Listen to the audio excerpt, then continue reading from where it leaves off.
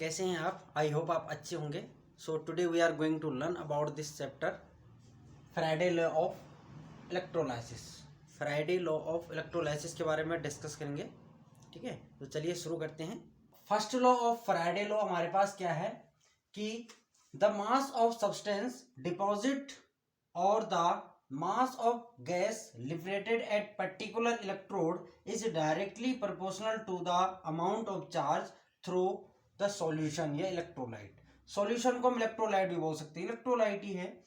यानी कि जितना ज्यादा कैटायन जाके कैथोड पर डिपॉजिट होगा या जितना ज्यादा एनायन जाके एनोड पर डिपॉजिट होगा, या हम बोल सकते हैं जो मास ऑफ गैस लिबरेटेड है, जो मास ऑफ गैस लिबरेटेड है यानी कि H पॉजिटिव आयंस जाके एनोड या कैथोड पे जाके डिपॉजिट होगा, उतना ज्यादा हमें क्या होगा, सब्सटेंस डिपॉजिट देखने को मिलेगा। ठीक है, यानी जितना ज्यादा करंट दोगे, जितने लंबे समय तक हम करंट देंगे या चार्ज दोगे, उतना ज्यादा सब्सटेंस क्या होगा बेटा, डिपॉजिट होगा। यही है हमारा first law of Faraday's law of electrolysis. ठीक है, अब हमारे पास जैसे वो कह रहा है कि the mass of substance deposit और the mass of gas liberated is directly proportional to the mass of amount of charge. यानी कि mass of charge is directly proportional to the charge. ठीक है, चार्ज को हमेशा Q से denote करते हैं, मास ऑफ, ठीक है, और मास को M से। सब्सटेंस का मास, जितना ज्यादा हम करंट देंगे उतना ज्यादा सब्सटेंस का जो मास होगा वो क्या होगा, डिपॉजिट होगा उस इलेक्ट्रोड पे। ठीक है, अब हम इस प्रोपोर्शनल को हटाएंगे, उसकी जगह हम एक कांस्टेंट लेंगे Z इंटू Q। ठीक है, ये एक हमारे पास फॉर्मूला बन गया। Where is Z? तो बेटा Z हमारे पास है ECE, यानी कि इलेक्ट्रो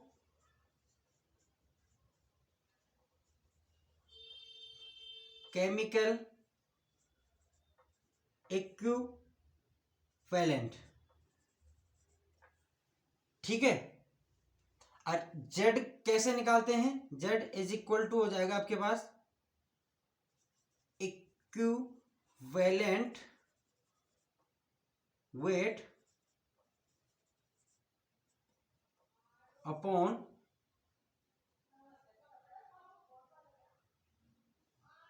फ्राइडे कांस्टेंट।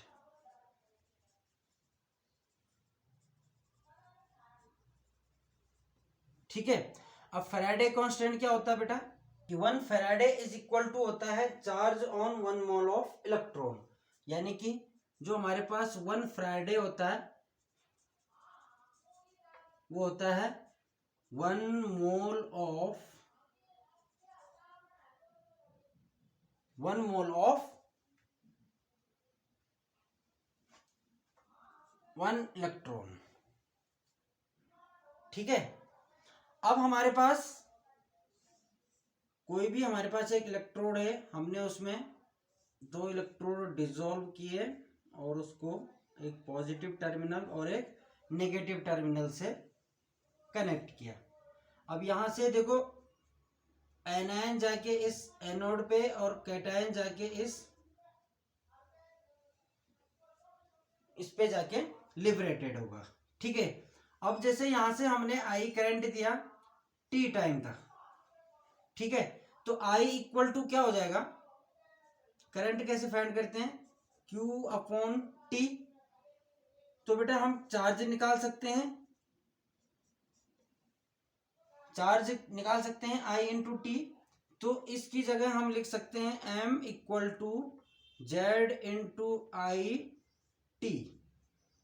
ये हमारे पास एक फैराडे का फॉर्मूला हो गया। ठीक है, Z into I T. Z क्या है, electrochemical equivalent.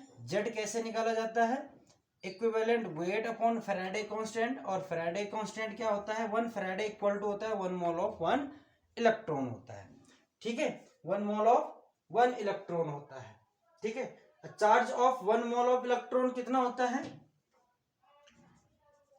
1 mole of electron का चार्ज कितना होता है? 95600 कूलम। ये मैंने आपको इलेक्ट्रोकेमिकल सेल्स में भी डिस्कस किया था हमने, ठीक है। तो ये हो गया है। अब बेटा आपके पास है इक्विवेलेंट वेट यानी कि ई। ये कैसे निकालेंगे हम? इक्विवेलेंट वेट को किस तरह से निकालेंगे बेटा? इक्विवेलेंट वेट निकाला जाता है आपका molar mass divide by X. Where is X? बेटा एक्स आपको एक पर्टिकुलर एक अलग अलग सब्सटेंस के लिए अलग अलग होता है, ठीक है। यानी कि हम बोल सकते हैं इलेक्ट्रॉन का ट्रांसफर या चार्ज का ट्रांसफर हम बोल सकते हैं, ठीक है। एक्स को क्या बोल सकते हैं? इलेक्ट्रॉन का ट्रांसफर, ठीक है। तो ये था हमारे पास फर्स्ट लॉ कि जितना ज्यादा हम करंट दोगे उतने लंबे समय तक करंट दोगे या चार्ज दोगे उतना ज्यादा हमारे पास गैस क्या होगा या सब्सटेंस लिबरेटेड होगा इस सेल में, ठीक है। उसी को हम बोलेंगे first law of Faraday law. Clear है? यानी कि जितना कैटायन जाके कैथोड पर लगेगा उतना ज्यादा डिपॉजिट होगा, जितना एनायन जाके एनोड पे लगेगा उतना उसका सब्सटेंस डिपॉजिट होगा। जितना ज्यादा करंट हम दे रहे हैं उतना ज्यादा हमारे पास सब्सटेंस डिपॉजिट होंगे, या जितना ज्यादा हम करंट देंगे उतना ज्यादा गैस लिबरेटेड क्या होगा? इलेक्ट्रोड पे जाके डिपॉजिट होगा। तो यही था हमारे पास first law of Faraday law, ठीक है। आई होप आपको समझ आया होगा, ठीक है। बाकी का हम जो सेकेंड लॉ है और इसके न्यूमेरिकल्स हैं नेक्स्ट वीडियो में हम डिस्कस करेंगे, ठीक है। बाकी अगर वीडियो अच्छी लगी होगी तो वीडियो को लाइक कमेंट और सब्सक्राइब करना ना भूलें। Thank you so much.